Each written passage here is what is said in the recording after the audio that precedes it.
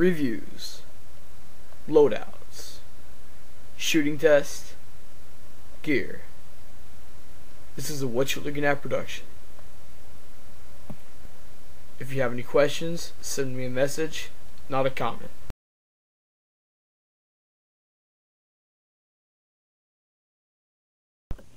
Hi, this is What You're Looking At with another video today. Today we have the remade review of the A&K M4S systems. A few reasons to make this review. My original video had copyrighted music, so I thought I'd go ahead and remake this more thorough, more in-depth. And also, the gun is about to be sold to someone, and I promised them I'd make another video just to show them that, you know, it's a good gun, it's worth getting. And yeah, that's pretty much it. Let's go ahead and get into the review here. Okay, to start out here, this is A&K M4S systems. Base AEG, it has a plastic body. The rails are metal though. Various metal parts. Just to get off here, a few trademarks. If you can see that, you probably really can't see it from right there. Let me change the focus. If you can see that, it says A&K M4S systems. If not, oh well. It is a non-ambidextrous gun. For what came with the gun, when I originally got it, came with a cleaning rod. This is not the mag. It came with a metal 68 round mag. I sold that to someone else though. Came with your standard mini type wall charger, 250 milliamps per hour on a charge. Then again, you're only supposed to charge 3 hours at a time, so with your standard 8.4 volt 1100 milliamp battery, you charge it 3 hours once, and then 1.5 hours a different time after you let your battery cool. And yeah, that's pretty much what came to the gun that time, except a couple of crappy BBs.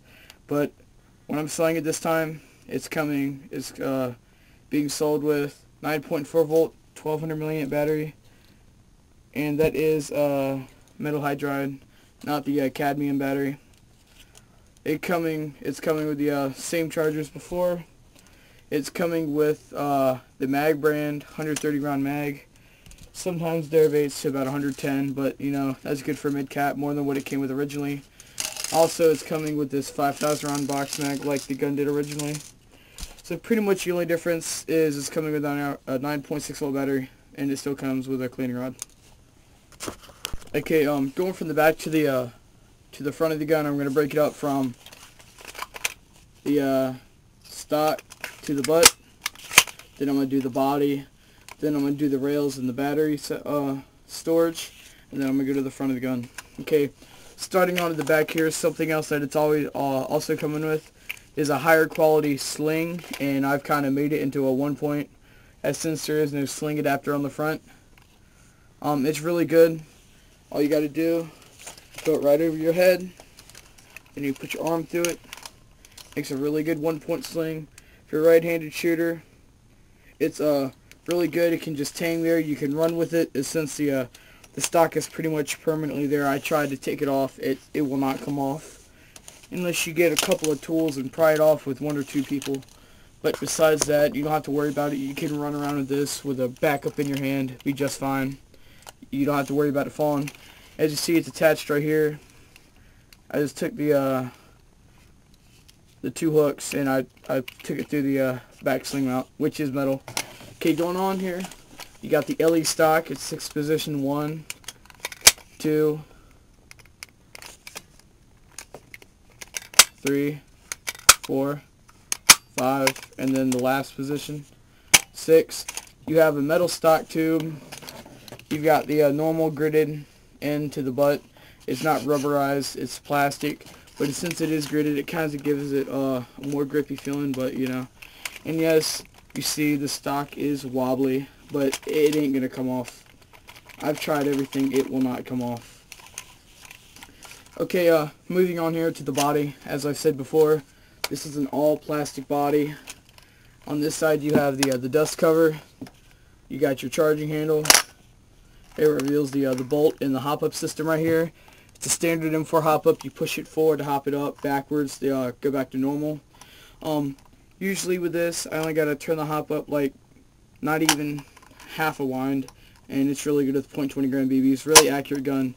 I'm not going to do another shooting test since I shot it yesterday. I didn't get any footage, but I have a couple of different shooting videos on this if you need to see them.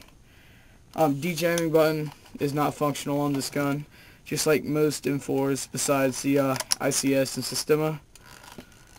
Okay, coming up, you got your rear iron sight. It's a flip up. Push the button, comes right up. Same thing for the front. I'm kind of skipping to the front just to show you the sights. They are both metal. They are both fully adjustable also. Going on to the other side of the body, you have your bolt catch, which is not functional, just like on most clones. This is a clone if you didn't know. You have your first pin right here. You push in to take out. I'm gonna go ahead and take this pin out and show you what the gun looks, or the gearbox looks like. Figured I might as well go ahead and do that. You just take the pin out, and it kind of takes an extra oomph sometimes. Comes right up, reveals the gearbox. That way you know it is metal. It's in good condition.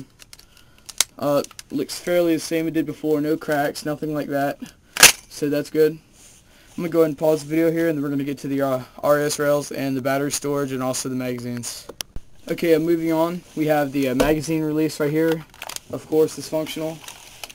And the magazine catch, which both parts of that are metal.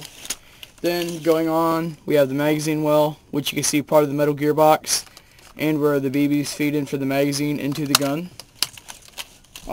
Here's the first mag. It is a mid cap. No winding wheel, comes with a mag pull and tape on the front to be more secure in the mag well. Most mid caps are wobbly. As you see, this is nowhere near as wobbly, so it's pretty good. It doesn't matter though. I just put it there to my liking. Hopefully that's more satisfying to the person buying this. Okay, going on. Also the high cap winding wheel on the bottom. You turn this to feed the BBs after you run out the first 1,000.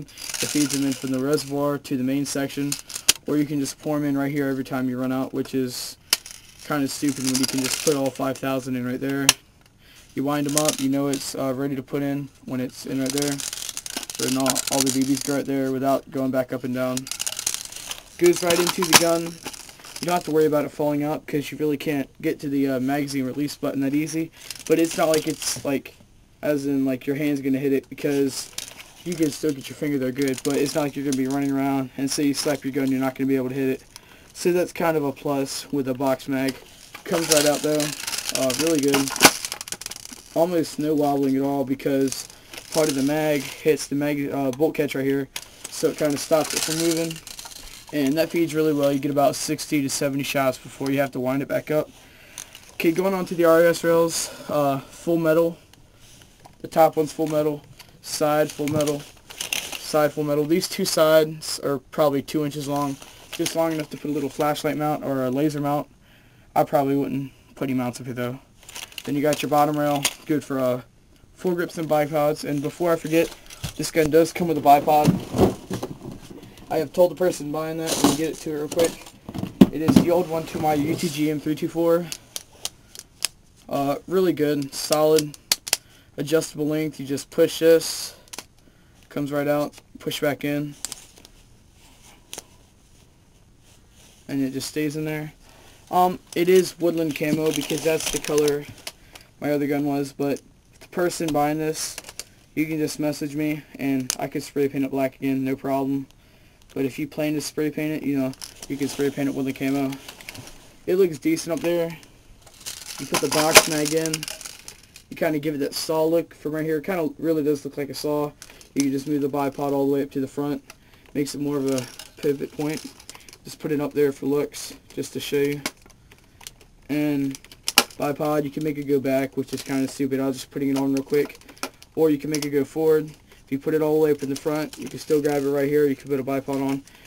It all depends on what you want to do with the gun. Okay, I'm going to go ahead and take that off, take the mag out. Okay, now to the battery storage. Before, I could only put an 8.4 volt battery because it is kind of hard to store the battery in this little area, but I have figured it out. And this is the tutorial to the person buying this. This is what you're going to refer to every time you need to know something about the gun. That way you don't have to ask me 100 questions, but I don't mind if you have to ask me questions. You just connect it in first. Connects in right there. When you put the battery in, you push it as much forward as you can. Because if you see, there's like a little, it moves up right here. Push it as far close to that as you can. And you put the side that it's connected together with, and then you just push the connector down so it's like that. You see the connector is not under the battery, but on the right side if you're looking at the gun upside down. If you push it all the way forward, you should be able to just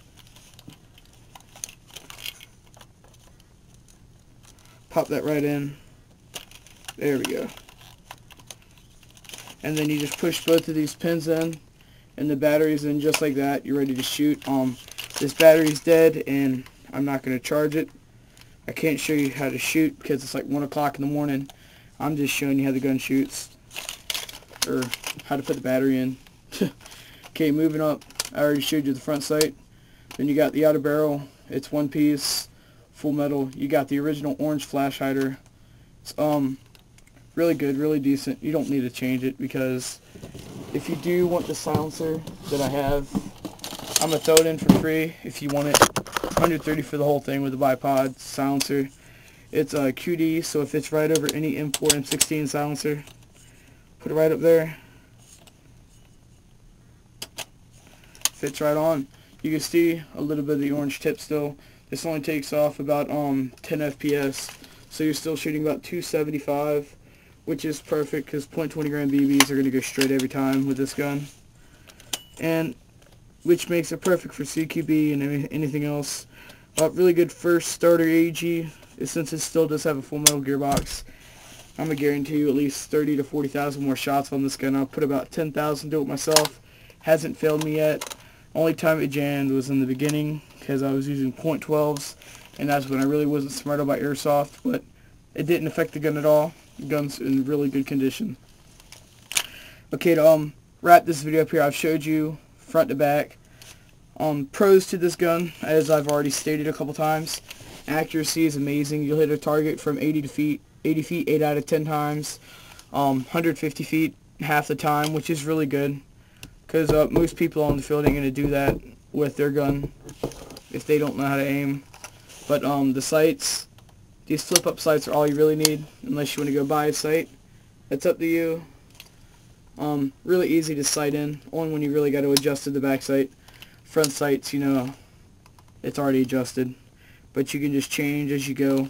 If you want to adjust your sights, just be 35 feet away from the target, and just keep adjusting till you hit where you're aiming. That's pretty much it. I've already said accuracy is a pro. The only con to this is, as I said before, stock is wobbly, but you do not have to worry about it. It's not going to come off. Another con is the FPS being under 300. Most people out on the field are going to be over 300, but this still has range, which is a good thing. You just got to make sure people call their hits. But, you know, it's got range, and that's what matters. It has range and accuracy. So, there you go.